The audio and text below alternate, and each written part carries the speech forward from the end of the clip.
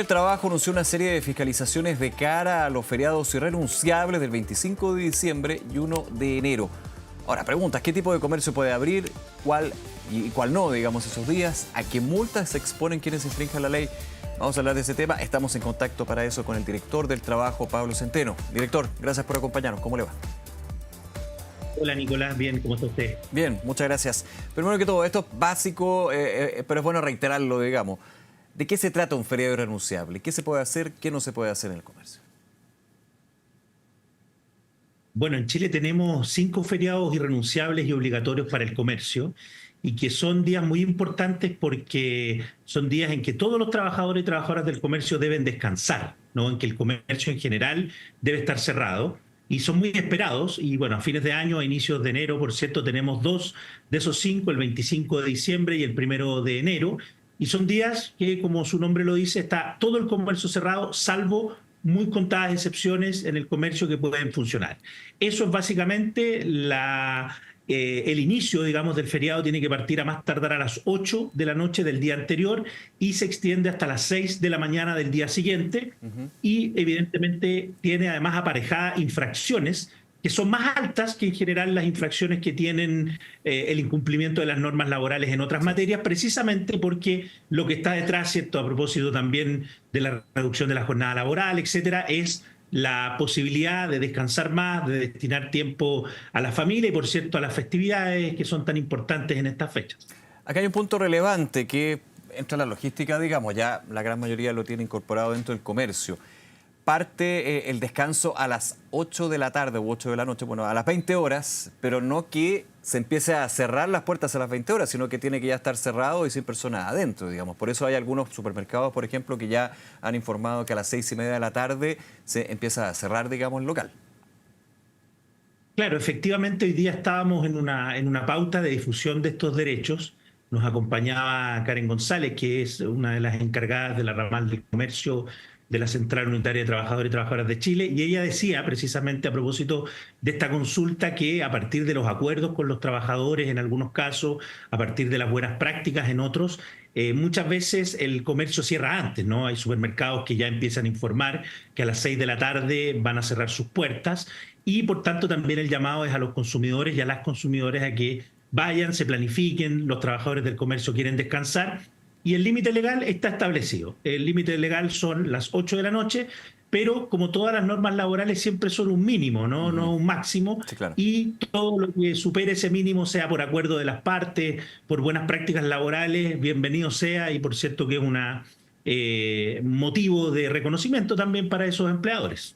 Claro, ahora, en términos de los horarios de cierre, con la experiencia de elección del trabajo, ¿se cumple en general? ¿Hay excepciones? De ahí vamos a pasar, digamos, al mismo día de feriado renunciable, pero aquí la gracia, más que la gracia, lo importante es dar el tiempo para que los trabajadores del comercio puedan ir a sus casas, que en algunos casos tienen tiempos de movilización que son bien importantes.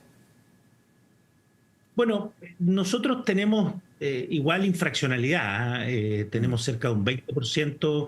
Generalmente de estos programas terminan con sanción de las denuncias y fiscalizaciones que hay a propósito de los feriados obligatorios y renunciables y de los cierres en la hora adecuada. Y por tanto siempre el llamado y hacemos una gran labor de difusión. Ustedes siempre nos acompañan como medios de comunicación y eso también lo agradecemos, donde difundimos mucho esto y por tanto debiéramos tener infraccionalidad cero. Pero tenemos una parte de infraccionalidad que, por cierto, hacen que sea muy necesaria además la presencia de la Inspección del Trabajo en este caso para lograr el cumplimiento de la legislación laboral, pero uno esperaría, insisto, que ya con estas normas que son tan conocidas no tuviéramos casi nada de infraccionalidad. Ahora, es muy distinto el feriado renunciable al obligatorio. El obligatorio nos ha tocado conversarlo y recordarlo también, por ejemplo, más que por ejemplo, para el comercio significa que los strip centers o aquellos supermercados que están en centros comerciales y centros comerciales cierran. Aquí el renunciable es mucho más amplio. El comercio cierra salvo excepciones.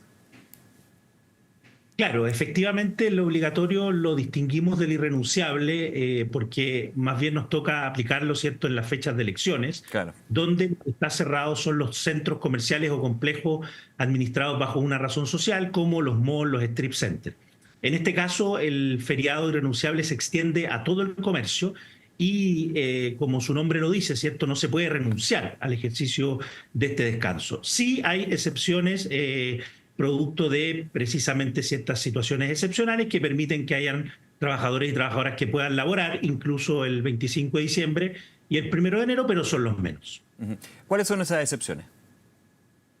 Bueno, trabajadores y trabajadoras de establecimientos de entretención, ¿cierto? Como los pubs, como las discotecas, ¿cierto? Como los restaurantes también. También tenemos aquellos trabajadores y trabajadoras de farmacias de turno o farmacias que estén autorizadas para funcionar por la autoridad sanitaria. Tenemos también los expendios de combustible, ¿verdad? Las famosas tiendas de conveniencia, que son aquellas que están adosadas muchas veces a los servicentros o no, pero siempre y cuando vendan alimentos preparados en el lugar. Ujú. Y también aquellos trabajadores y trabajadoras que están, digamos, por otras situaciones, pero que ya no son trabajadores del comercio, como las jornadas excepcionales, ¿cierto? Que tienen los trabajadores de la minería o de aquellos procesos continuos, como los trabajadores y trabajadoras de la salud, ¿no? Que también tienen sus turnos que muchas veces laboran los famosos Claro. cuarto turnos en las clínicas, hospitales, etcétera. Ahora, igualmente, en ese último grupo, me quedo un segundo, la ley permite que si ya el año pasado, digamos, tuvo que trabajar esa persona el 25 de diciembre, por ley no tenga que hacerlo este 25, ¿no? Claro, en el caso de los trabajadores del comercio exceptuados del descanso, Sí. ¿cierto? Porque trabajan en restaurantes, en todo lo que dijimos Claro, abarcando anteriormente. eso. Para ello se creó una norma hace ya algunos años atrás que establece el descanso bianual. Es decir, que si el año pasado les tocó trabajar para el 25 de diciembre, este 25 de diciembre tienen que descansarlo en la medida que hayan continuado con la relación laboral con el mismo empleador. Y en ese caso, ¿cierto? Existe esta norma porque, claro, la idea es que a pesar de que están exceptuados de este descanso irrenunciable, tengan la posibilidad, a lo menos de forma bianual, de tener el descanso y celebrar también estas festividades. Y acá también, si no se respeta, al igual que en el feriado obligatorio irrenunciable, se aplican las multas correspondientes que establece la ley. Voy a ir a la fiscalización, pero antes, el punto de, y esto también lo reiteramos bastante, puede abrir el comercio solamente atendido por sus propios dueños. Hay Así distintos es. puntos, o sea, puede ser el dueño con sus familiares, no así el dueño con una persona que no sea familiar, digamos, que sea un empleado, aunque esté el dueño, digamos, atendiendo la caja, por ejemplo.